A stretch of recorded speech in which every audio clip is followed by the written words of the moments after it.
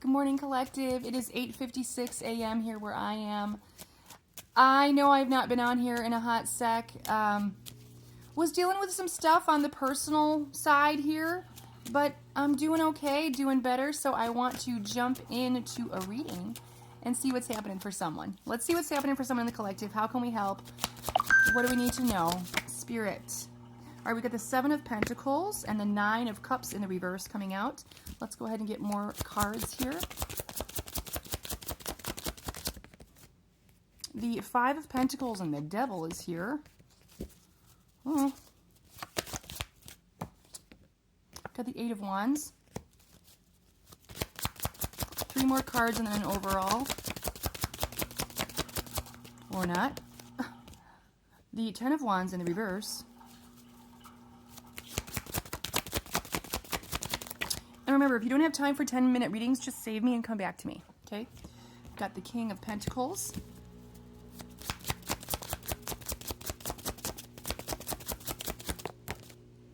The Ace of Wands in the reverse, with overall energy being the Four of Pentacles. Okay. Let's talk about it. What do we got going on here? Well, the Seven of Pentacles is a card of investment, okay? It's putting time, effort, and energy into something and wanting it to bear fruit, okay? Wanting it to progress. You want to see results. But with the Nine of Cups in the reverse, this is like dissatisfaction, okay? Somebody was putting some time and effort into something that they really wanted to see some type of a result, and it didn't happen, okay? So there is this feeling of like, they're really disappointed, dissatisfaction. And there's almost even a bit of like, because I'm looking at his arms, a little bit of like, I don't want to say immaturity, but maybe a little bit. There's like a little hint of that. And again, I have no judgments. I'm just reading the energy of the cards, okay? So the energy of the cards are telling me that somebody wanted something to work out, and it didn't. And they're like, bah, humbug. You know, they're like kind of pissed off. And they're just really unhappy, okay? With the Five of Pentacles, they are feeling like I put in all this time and effort and energy into something, and I was just left out in the cold. Like, and with the Devil here, this is something that somebody's obsessing over. Like, someone's really stuck on this, okay? I wanted to see a certain result and I didn't get it. All right? With the Eight of Wands showing up here, positive change, momentum. I'm almost seeing this as like a light at the end of the tunnel here. Like somebody recently had this feeling of like, this isn't going to work out and I'm pissed off and I'm sad about it and I can't stop obsessing. But now there's like this glimmer of hope with the Eight of Wands, okay? There's maybe another opportunity here for whatever this person was investing in, whether that's a person, place, or thing, okay? Fill in the blank. This is a collective read. But there's this feeling of like maybe a new opportunity, okay?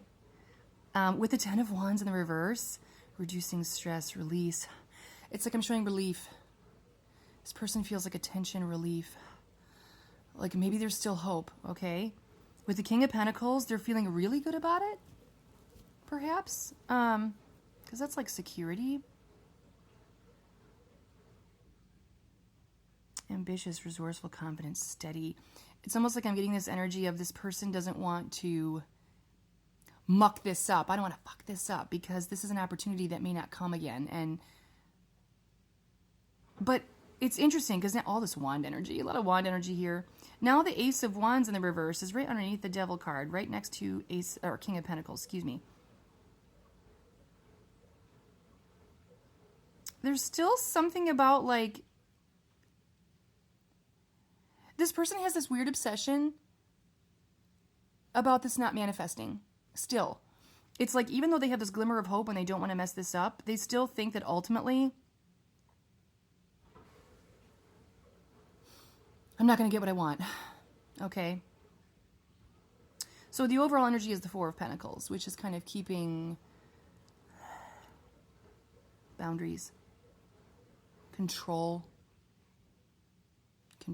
There's an energy of control here.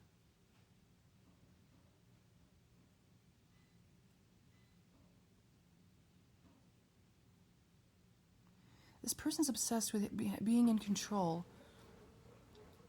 Was it a fly that just buzzed past me? Yeah, there's a fly in here.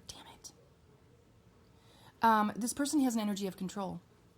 They want to be in control of the situation, and it's kind of like the overarching theme.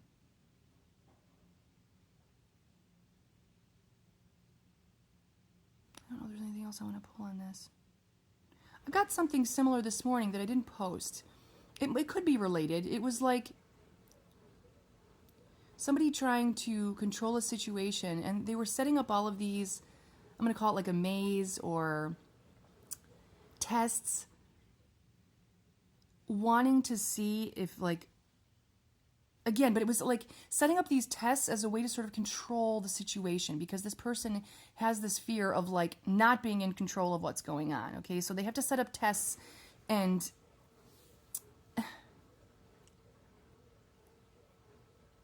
but in that reading, this person kind of gave up.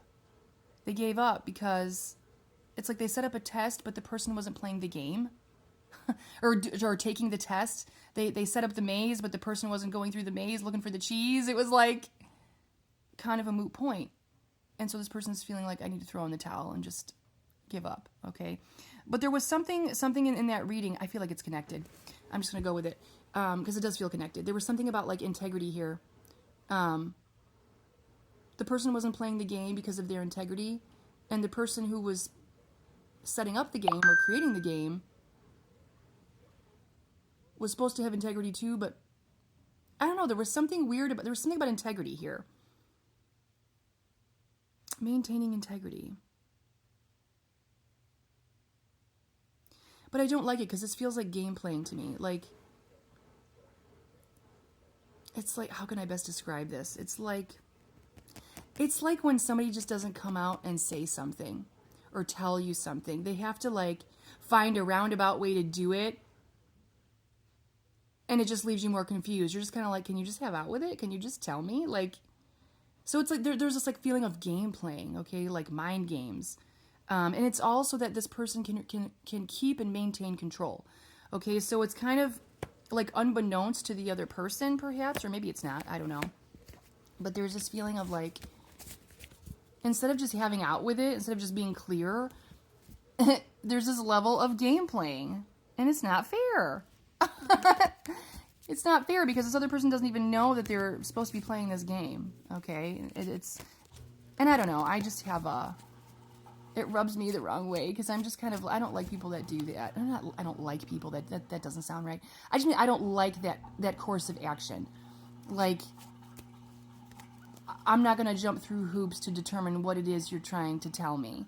You know, it's like, just be honest, have out with it. Like,